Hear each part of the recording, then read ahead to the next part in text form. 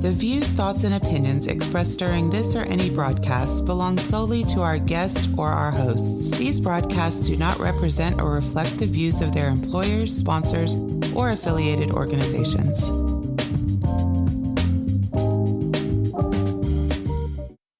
Welcome to the Flipboard EDU podcast with your host, William Jeffrey, where we collaborate, communicate, and educate with the greatest educators in the world on Flipboard. Let's start the show.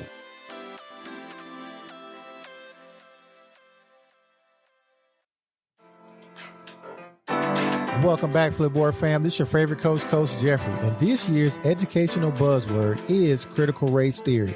And its very mention has many communities at odds with how the American educational system teaches students about the darker moments of American history. Opponents of the 1619 Project have been vocal about its use in K-12 curriculum. Some states like Georgia and Idaho have gone as far as to ban teachers from talking about critical race theory in classrooms from college to elementary school.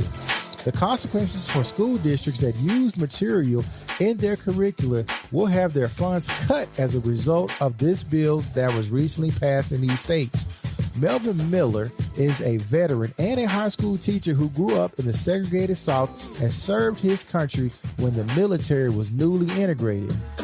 Melvin provides a generational perspective that may be lost if America's true history is swept under the rug. During the interview, I couldn't help but to think about how many people's experiences may be minimized if parts of our history is lumped within the critical race theory, and recount our own experiences might be simply outlawed. In this episode, I will explore what critical race theory is and talk about how it, along with states are trying to redact history, may further divide America. I also examine why states are introducing legislation to prevent students from learning about institutionalized racism. So like we always do about this time, let's collaborate, communicate, and educate with the best educators in the world right here on Flipboard EDU Podcast.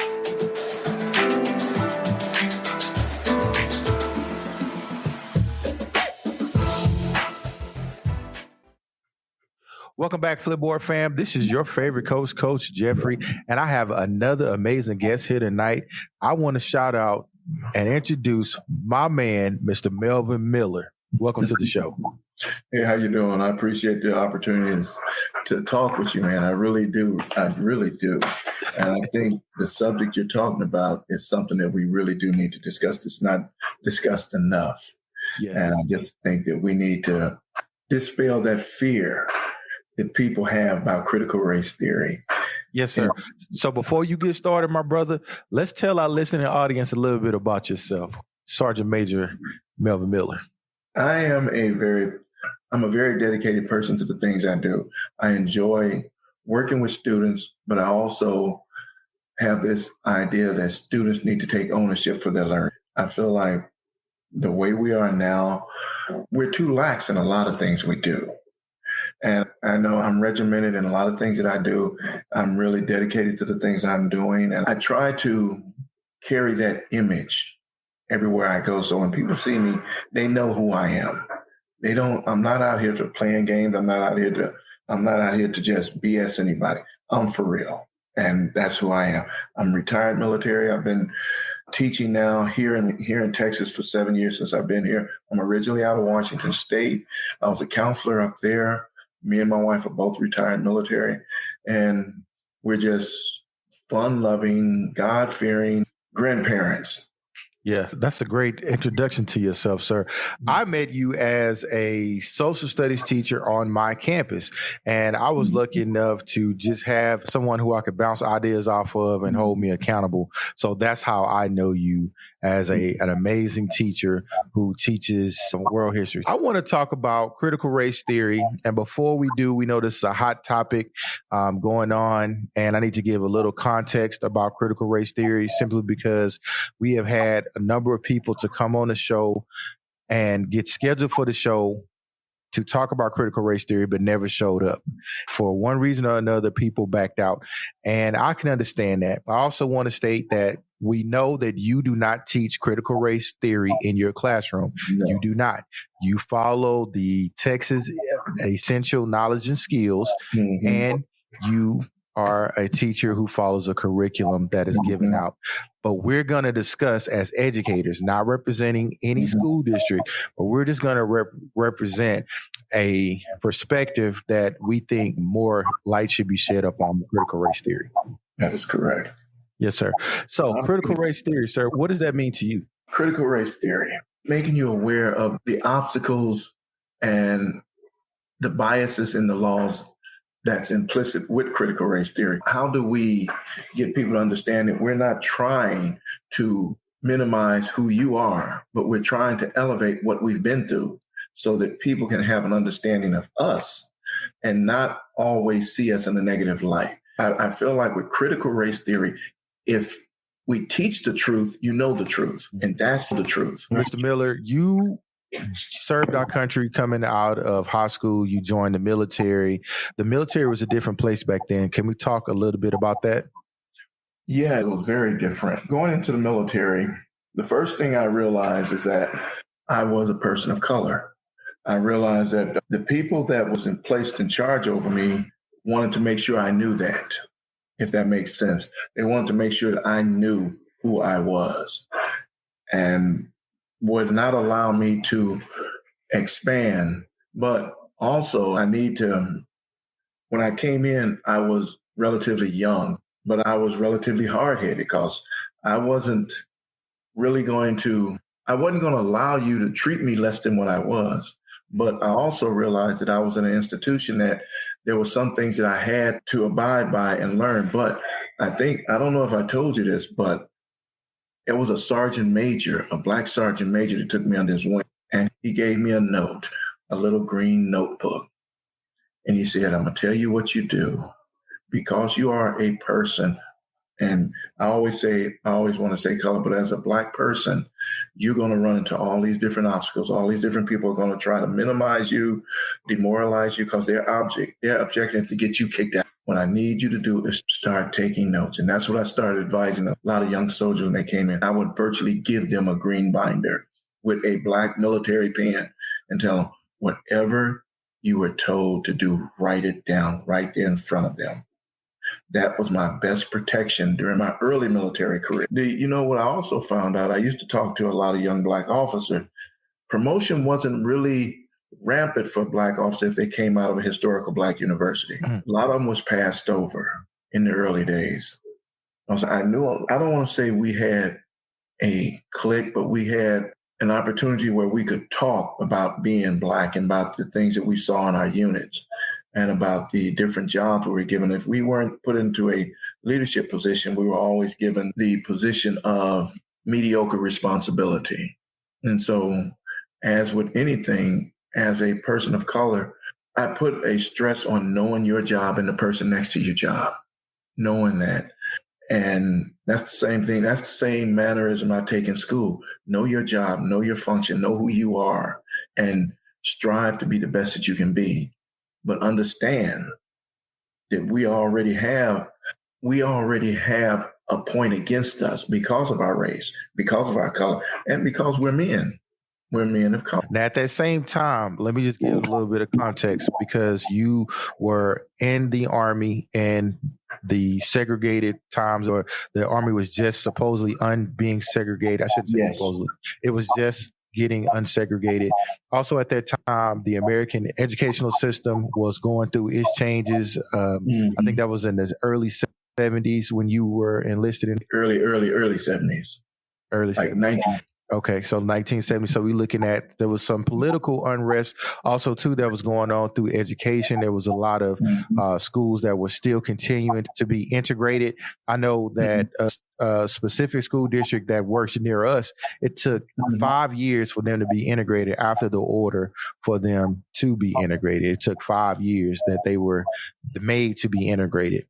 So with all of that stuff going on, you become a soldier, you move up in the military in ranks. And so now you get out and you become a teacher. What motivated you to start educating the youth? I think my story is that, and I don't want to sound melodramatic, but I think God always put me in that position because everything I ever done in the military was about teaching, was about leading people, about getting people to think in a different manner. And so I think teaching was just a natural transition from the military for me because everything was about it. Everything I did was about it. If it wasn't just teaching me how to be a better me, I think it was a natural transition for me to go into teaching. There was little steps. I went from teaching to restaurant manager to district sales coordinator for Aflac and right into teaching. Everything I did just led up to teaching, everything. Gotcha. And you got your master's degree from where? Your undergrad and your master's. I got my master's degree out of Seattle University and UW, my bachelor's, Washington. So I'm bringing all of this around, going through your military background, going into the fact that you were a teacher, going into the fact that you are an educator with a master's degree. So I want to get here because there's a narrative that's being spun about people like you don't really exist. And so I really want to just point this out. And I don't want to get on anybody's, I'm just going to have to call it what it is. This is just going to be one of those episodes. You are an anomaly. Here you are a veteran, you are a teacher, and you are not an angry Black man in the classroom. So let's talk about how, when you are teaching, how do you approach these sensitive matters that are now hot button issues now and not give your opinion? We have to be apolitical. That's the first thing as a teacher. So I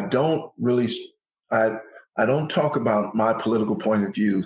I always ask my students, when we do get into some matter like that, I always ask them I'm not trying to change your opinion. And I'll tell them, I'm not here to change your opinion. All I want to do is give you a better insight on everything. I want you to be a political thinker, my question, come with both barrels loaded. If you're going to say something to me, bring that documented evidence, because I'm going to challenge everything you say. I'm going to challenge you. If someone says something and I'm in doubt, I want you to research that and find the first thing you hear, because that's where I think our students are now. They listen and they don't research the information. They don't process it. They just automatically take that information in. And I'm one that's going to challenge you. And I tell them every day, if you come to me with any type of information, I'm going to challenge you on it. I'm going to challenge. And I tell them, don't bring me none by don't. If you got information, if you're going to say A and B is equal to C and C doesn't work, then tell me why. Tell me why. And that's what I ask them. I want my students to not be caught in the bubble, but to be outside the bubble, to think about all those things surrounding. And I always tell them, most of my students say it's Washington. And I stop them there. I said, no, it's not Washington. Everything is local. Let's start local first. We have to change what's happening here. Mm-hmm. You don't have no impact on Washington. You need to change local. Once you do that, then you can expand. Yeah. You've seen a lot. Is racism still in America? Yeah. Yes. Yeah. Yes. You think so? You, being your experience that you've seen and knowing the type of racism that has happened in the past, is that same fervor in the children? Because there should really be a disconnect between the generations. This is what This is a loaded question. I probably shouldn't have asked it. I'm scratching. No. I don't want to ask that question because that question is going to really get us in trouble. So let me get another question. Let me get another question. So that's what we got to talk about later with me and you. Yeah. Have you experienced racism as a teacher in the American educational system? Have I experienced racism as a teacher? Since I've been here, I haven't experienced it as a teacher where I am now. I've never had that problem. I have had it in my neighborhood once or twice. I particularly remember a neighbor he was asking me about government. And he said, well, you're a teacher. Let me hear your views. I said, I can't give you my views because me and you are coming from two different perspectives. And he said, oh, is it about being Black? I said, why does it have to be about being Black? Why can't it just be about me and you talking to each other? Why can't we just have different offsetting opinions and not make it about Black or white? So I don't know if it was a racist comment. I think it was a comment that could have been given differently. So as a Black man, I have experienced racism, and I know racism when I see it. Yes. I'm old enough to know that. I think we talked about before. I was raised in the 50s. So I've seen different type of racism. I've seen subtle racism. I've seen covert racism, and I've seen blatant racism. I've seen all three of those in the military. I've seen all three of those through my career fields in life. So do I think there's a possibility for it to change? Mr. Jeffrey, I don't know. I don't know in my lifetime, will I ever see it? I would hope in yours and my children's lifetime or my grandchildren's lifetime, it will be different. But because of the stigma associated with being a person of color and because of the negative stereotypes that's always associated with us as Black men, I don't know. I don't know if that can ever change. Yeah. I know you hold your students to a high regard. Your kids love you to death, and you are a pillar in our community. What is the passion that allows all the hatred and covert and overt racism that you've experienced? Why do you treat people with such kindness and teach your classes with such fervor? Because I see them making a difference. I go into my classroom knowing that if I go in there and they can see me standing up, understanding and listening, because I think most of our students want somebody to listen to them. And I think they want to be held accountable. If I come any way false, I don't think I could. I can't. I don't think I serve them justice if I do that. If I'm any way but who I am. Same way I'm at my house.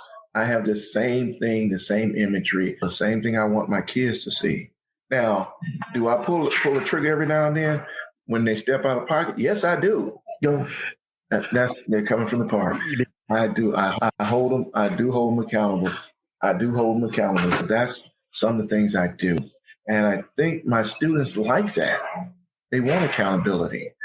Yeah. And as a person of color, and I'm going to keep going back to that because that's who I am. Yeah. I can't change who I am, and I won't allow you to change who I am, anybody to change who I am.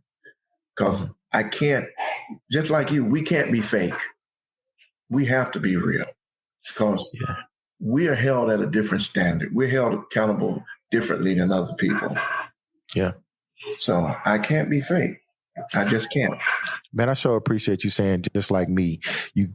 Hey, man, so I want to read you this story, and our listeners that are listening, I am going to share this as I was looking at this. So 3 students were suspended from a California high school after a Shaniqua doll was... Oh, come on, computer screen. I'm gonna have to. Okay, here we go. 3 students were suspended from a California high school after Shaniqua doll abuse incident as an investigation into possible staff involvement continues. After images surfaced last week at a Salinas high school in California posing with a Black baby doll named Shaniqua and engaged in various types of abuse with the doll, 3 students have been suspended. The students were seen posing with the doll, which are now deleted student-run Instagram account. Shaniqua SHS has been removed from the school's cheer team.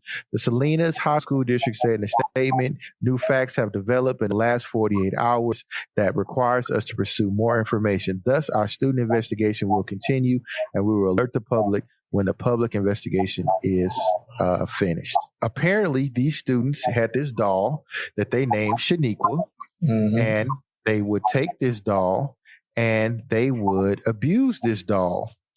And they abused this doll several different ways. And that's not the thing that I want to show. But they kept abusing this doll several different ways. Run over the doll, hang the doll, beat the doll up. Thank God that's not happening in our high school. But the question is, how would we as educators deal with those students? I think as an educator, I think this is education. We need to educate them. Yeah. I think that's the most important thing. We're not going to be, I saw that last night. Me and my wife was looking at it on the news last night, and we talked about it. And that, to me, is something that those kids see every day, and that's at home. A lot of that stuff, I believe in my heart. People can say what they want to say, that we don't. You have to been doing this at home. So you have to know this is going on. In the school, I just don't understand how that school didn't know, how they did not know, how that cheerleading coach did not know this was happening. And to suspend the kids, frankly, I think it would go higher than that. I would adults would have to be held accountable for that because they saw that. They had to see it. You can't tell me this was not going on and nobody saw it. I just don't buy it. For me, it reminds me of the pickaninny. Oh, And, yeah. For those of you who don't know what the pickaninny is, it's a black caricature that they used to have that they said represented African Americans. And basically, it was a very dark caricature that had white eyes, and people abused it. And it was just one of those things that it was funny. But this is a modern day pickaninny for me when I look at this. And I think that if we had some form of racial education about how to interact with people, would automatically draw that line. And so that's what I see that from, is that students and teachers too, the teachers that's going to be involved in this situation, like they should have known that was offensive from years back. Yeah, they should have known. And when you talked about pickaninny, it just took me so far back. Warner Brothers cartoons back in the days. Yes. I grew up seeing all that stuff. My granny, she would get offended. She wouldn't let us watch it. Yeah, very offensive. And the sad part about it is, if that happened so long ago when you were a kid, not to call you old, but if that happened, how in the world is our children able to find stuff like this and to do it? And it, like you said, it has to be at home. Yeah, but you know what? All this stuff, all these cartoons, you can find all those old cartoons. I call them propaganda cartoons. You can find them all on the internet, all of them. You always disfigure. I think you disfigure people when you're afraid of them, when you don't understand them. You give them an image that is hideous, is monstrous, so people can be afraid of them. You put them in a different category. Oh, that person syndrome, where that person or that colored person, that's what he thinks like. But you can find them all. They're all out there. I was watching some cartoons with my grandkids one day, and I was showing them some old Bug Bunnies pictures. And then this one that I remember growing up and I saw, it was this African kid walking around with the Hawaiian skirt, had white lips, big lips, white eyes, and had a bone in his nose, in his hair. He had in his hair up here. Yeah, sticking up. Yeah. Mm-hmm. Yep. Yeah. And I remember that. And I was wondering, I saw it and I didn't realize until I was older how offensive that was, because that represented, or was trying to represent, people in my culture, and the slapstick and the shucking and jiving and all of that stuff. I've already told you I appreciate you, and you are just like a little brother to me, which you are a little younger, a lot younger. I feel like the one thing I do miss in most of our schools is the study of Black history. I think we have not put enough emphasis on people learning our culture, learning who we are, learning the contribution that we've made. And I really feel like they're afraid to know that. I really feel like people are afraid to know that, you know what? Black people are smart. We have doctors, lawyers, teachers, even had a president. We're not as shucking and jiving as you think. So I really miss that part, not getting the education and the awareness of our accomplishment, of our people's accomplishment, of your accomplishments. You're a smart guy. You've done a lot in your little short, you've done quite a bit. Why, thank you, sir. I don't know if I'll ever be able to top or to even come close to some of the amazing things you did serving our country and then serving our country twice again, our students, in a way, being a positive role model, not only for the students, but also for myself. I appreciate being able to work with somebody who has as much knowledge as you do, and I can go and bounce ideas and talk to you about that. So I appreciate you too. Okay. It's funny. This video is actually going to be a video too. So people will see you doing all of it. That's my oldest granddaughter. She's going to get ready to go home. She's over at the University of Houston. Oh, okay. That's good. That's good. Yeah, we're going to get all that waving in the video. Hey, so where can our listening audience find you at? Do you have any social media? Do you do any writing? Do you do any outside speaking engagements or anything like that? I don't do any of those. COVID took a lot out of me, man. Oh, okay. It took a lot out of me. I think I spend more time when I'm at home. I spend time with my grandkids. Excellent. I think that's my passion right now, is enjoying them and just being there for them right now. Yes, sir. Now, if somebody wants me, I'm not against it. I just haven't had the time. Gotcha. I'll tell you what, man, this is a worldwide show, so we'll see what happens. They're looking for Mr. Melvin Miller. You can contact Melvin Miller. Don't contact Coach Jeffrey. Find him on Facebook. All right. Hey, thank you for coming on the show, man, and you have a great day. You too, man. Thank you. Flipboard fam, it is now time for Flip Tips.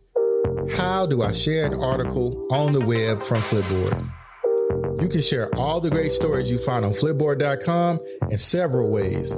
You can share to your friends you follow on Flipboard or share via email. And you can even share to Facebook or Twitter. You can even copy the Flip It link to paste it elsewhere. To share stories to others from Flipboard.com, you would need to tap on the share envelope on the article. On the next screen, share the story via email or another friend on Flipboard, as well as Facebook and Twitter. In addition to sharing individual stories, you can share a whole magazine you have added or are curating on Flipboard too. To share a magazine with others from Flipboard.com, you need to go to your profile page, tap on the magazine tab, then click the share icon while viewing the magazine cover from the inside of the magazine itself. Choose the option that you wish to share to, and voila, you have shared like a pro on Flipboard. Till next time, family.